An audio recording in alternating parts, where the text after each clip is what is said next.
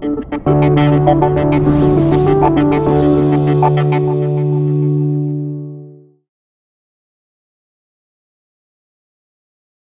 want you to think about what 2012 is going to be among all the years that you have been in business. You've had a lot of great results. You've kind of had the chapter 1 in your career, if you're the right person I'm talking to, right? And now it's time kind of for another jump. It's time for a new chapter. And when I look at you moving from this year to the next year, I look at three things. I look at what it is that you want to start. I look at what it is that you want to continue and what it is that you want to stop doing. And this crossover from the year, from one year to the next, is really a process of, it's going to sound a little interesting to you, but it's a process of dying. And it's like the changing of the seasons, that the bloom that dies gives rise to the new bloom in the spring that's going to come. And that's very similar to kind of the way we cross over from the previous year. We complete on it. We come to a point where whatever our plans were, whatever goals you had, you take stock and you say, wait a second, what was I expecting to happen? What was it that I was planning on creating this year with my business, with my personal life? That's not easy for you to do, because you have to realize you may not have completed the things that you intended. You have to come to terms with your own failures. That's not easy to look at when you're someone who's looked upon as an expert, someone that's, everybody thinks that you're so successful, but you and I know right here that certain things you have not completed this year. Now, what are we going to do with those? Are we going to start new things out of that? Can we look at why you might have fallen short? Can we look at obstacles? Don't get so busy. See, don't just ride right into the next year. Really take this moment. Take a pause to sit down with yourself. Pay a visit to yourself. Give yourself this gift to sit down and to ask yourself, what is current reality? Because you might be saying to yourself, I'm on the way. I've got all these plans. Everything's going right. You want to believe that. And I'm not trying to be negative and I'm not trying to be cynical, but what I'm getting at is you have to recognize where you actually are, because a lot of your goals are going to carry over into 2012. And what I don't want is that we're going to be having the same conversation in 2012 at the same time, and you're going to have the same goals that you have now, because you haven't made any traction on them.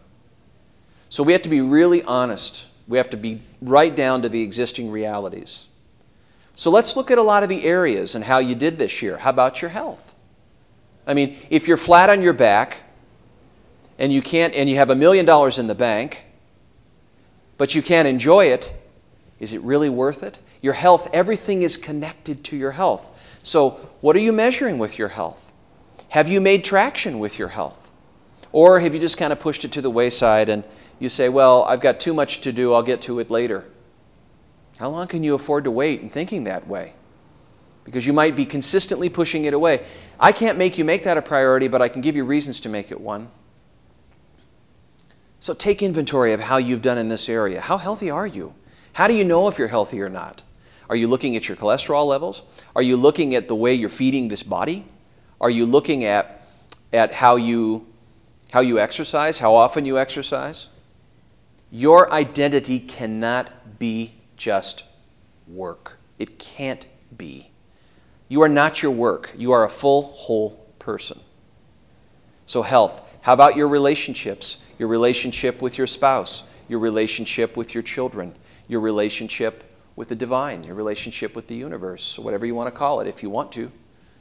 But looking at all those areas, the key here is that as you begin to look at what you want to create in the upcoming year, you're taking account of everything about you. You're looking at the physical parts, the emotional parts, the intellectual parts, the spiritual parts.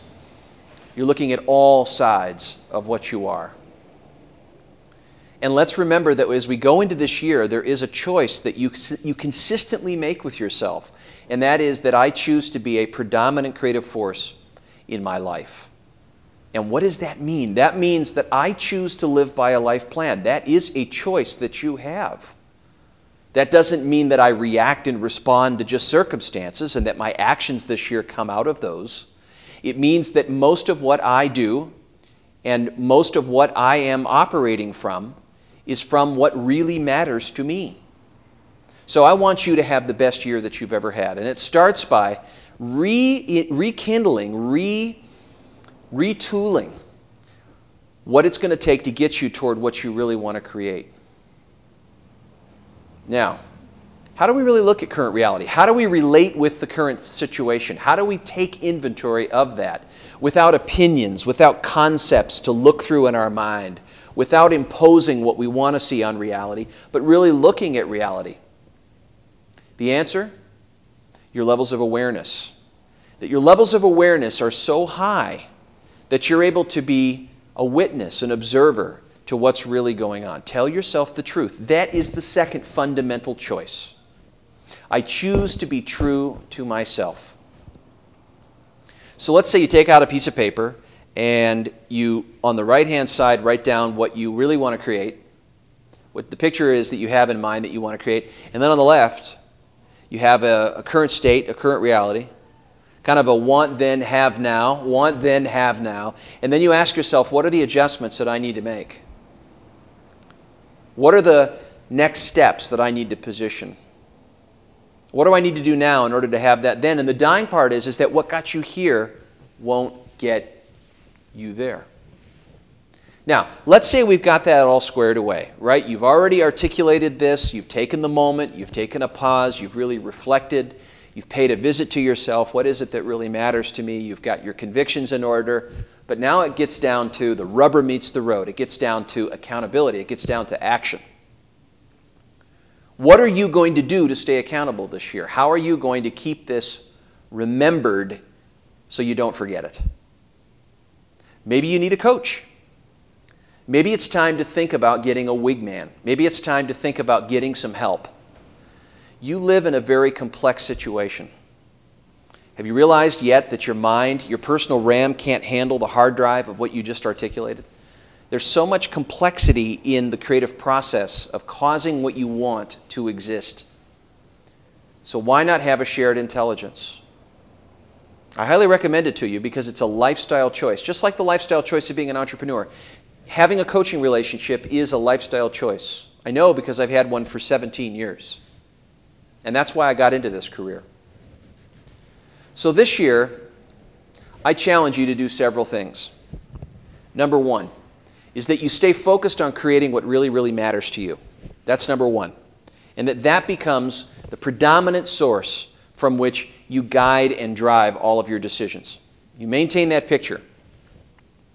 Number two is that you provide yourself the ongoing time to stop with a coach or meditation or in some way really take witness to what's going on in a dynamic fashion in comparison to what you want to create, taking moments of awareness very seriously to know where you are. That will be your way of making those adjustments, those real timely moment to moment, what do I really need to change? Okay, that's the second one.